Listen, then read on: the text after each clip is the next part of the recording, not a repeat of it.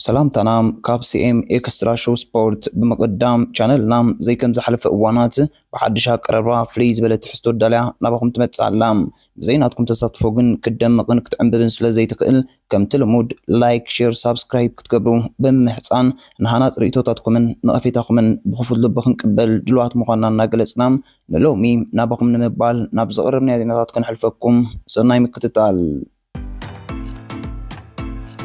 زحلف سنبت عب كتما كرن نيردق تبعتي بذكروا نايت رجع ودرز فلما تشامبيون قدم مشكلة إيرترام سنبت إسران شعاتن سنم تملا أفكار قدم مشكلة هاجرنام بهانكو تاكتبيت أنح نايت رجع ودر بمكيار كذا زميوم أبزنايلو معمت ودر أو أوروبا ودرات مسعبيت ولتر كونتيننتال أرجان تتاوشت هاجر زولا درو تسفوات تقدادم تيم زولا درو لكوينو بأجو من كعوتي خل جم الزيت بلو كبير ودريوم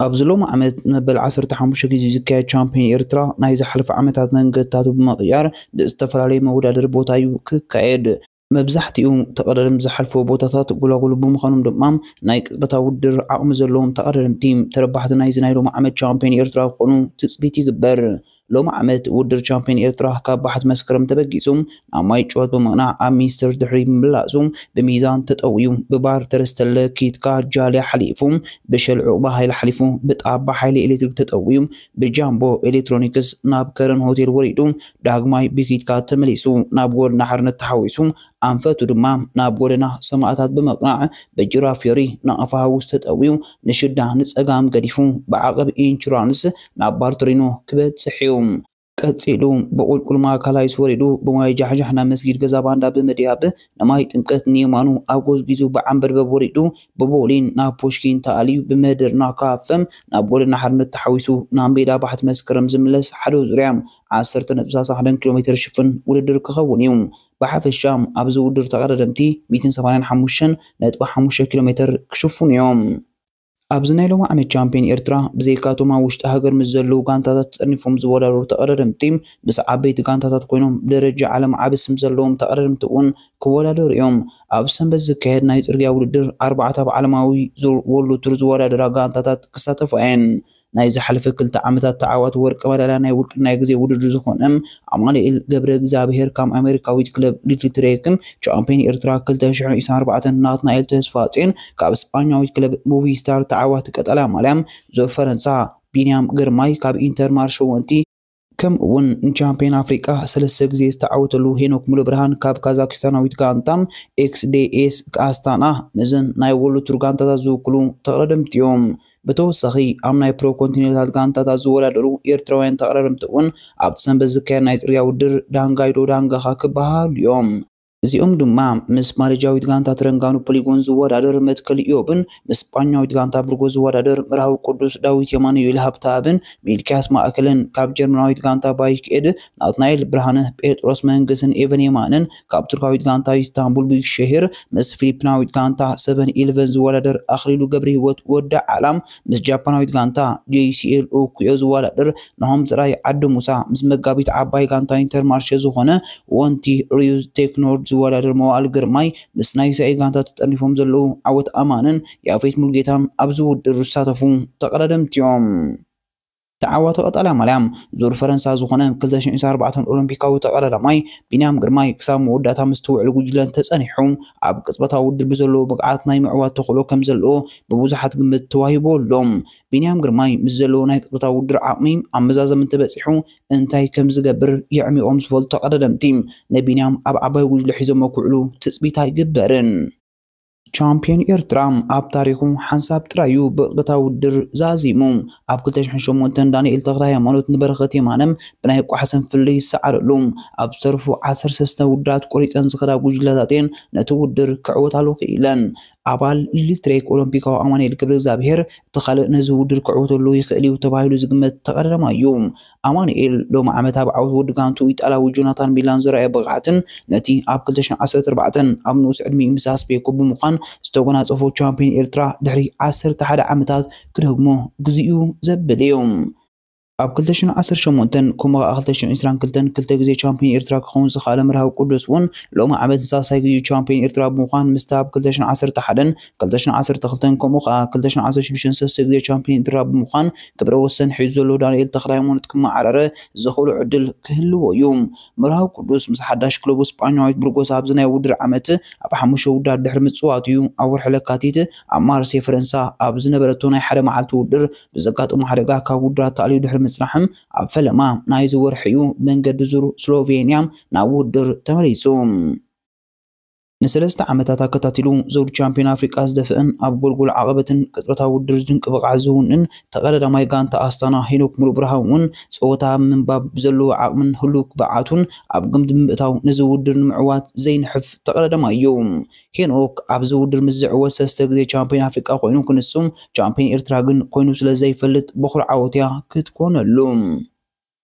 ምስርካዊት ጋንታ ኢስታንቡል ቢግ ሼር ዝወዳደር ዘሎ ናትናኤል ብርሃን እውን ኣብዚ ናይ ሎሚ ዓመት ውድድር ካብቶም ዓባ ኣቓልቦ ዝወሃቦም ተቐዳደምቲ እዩ።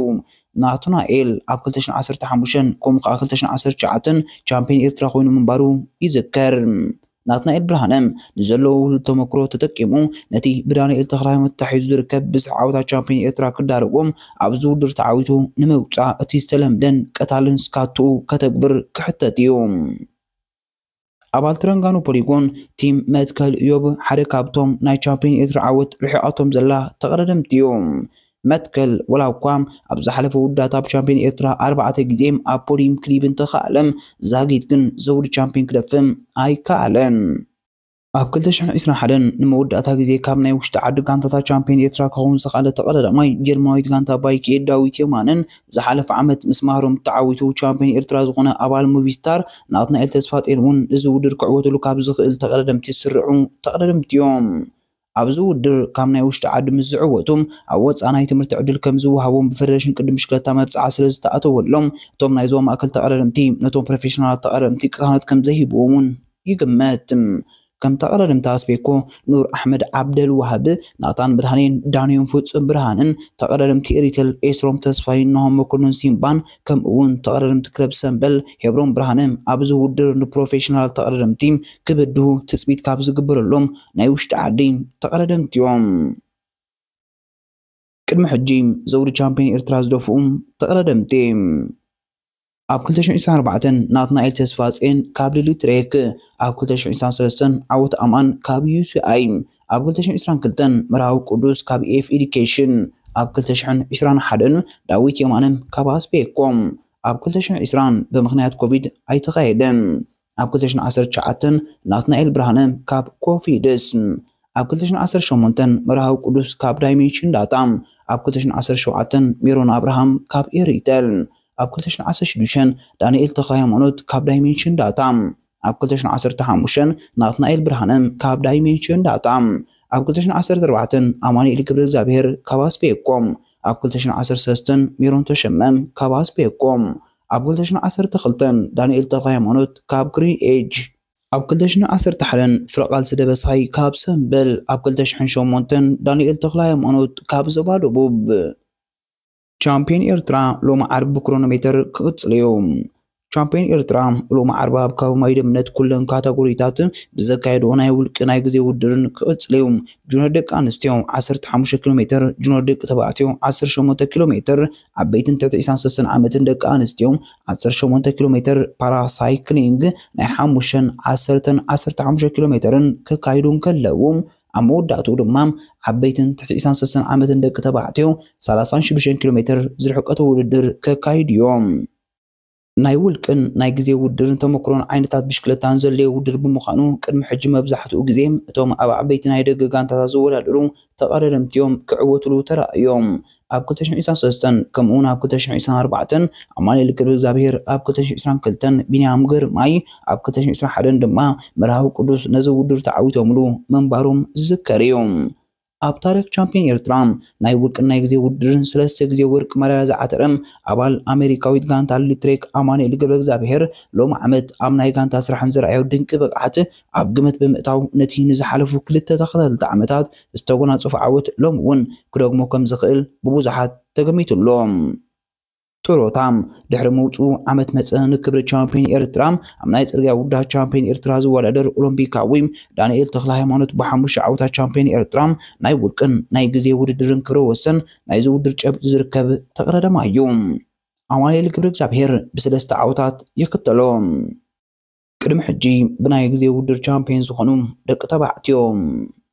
2024 ኣማኑኤል ክብሪ እግዚአብሔር 2023 ኣማኑኤል ክብሪ እግዚአብሔር 2022 ቢንያም ግርማይ 2021 ምርሃዊ ቅዱስ 2019 ኣማኑኤል ክብሪ እግዚአብሔር 2018 ዳንኤል ተክለ ሃይማኖት 2017 መክሰብ ደበሳይ 2016 ዳንኤል ተክለ ሃይማኖት 2015 ዳንኤል ተክለ ሃይማኖት 2014 ናትናኤል ብርሃንም 2013 መትከል ክፍላይ 2012 ዳንኤል ተክለ ሃይማኖት 2011 ዳንኤል ተክለ ሃይማኖት ዓመተ ውድድር 2024-2025 ጀሚራ ክሳብ ተወዳእ ስም ኤርትራዊ ሽወደናዊ ኣጥቃዓይ ኒውካስትል ኣሌክሳንደር ኢሳቅ ካብ ኣርስታት ምስጋር ፈጺሙ ከይርሓቕን ተጓዒዙ ከበቅዕም ሕጂ ዕዳጋ ዝረሓወሉ ግዜ ምስ ኣኸለ ግን ፈጺሙ ክለዓል ኣይተሰምዐን። እቲ ምኽንያት ኒውካስትል ምስ ልዕሊ 5 ጋንታ ተወዲኣም ኣብ ቻምፒየንስ ሊግ ክሳተፈላ ኮታ ስለ ዝረኸበትም ኣብቲ ኤሊት ውድድር ምህላዋ ዓጊቦ ክኸውን ከም ዝኽእል ይጠራጠር።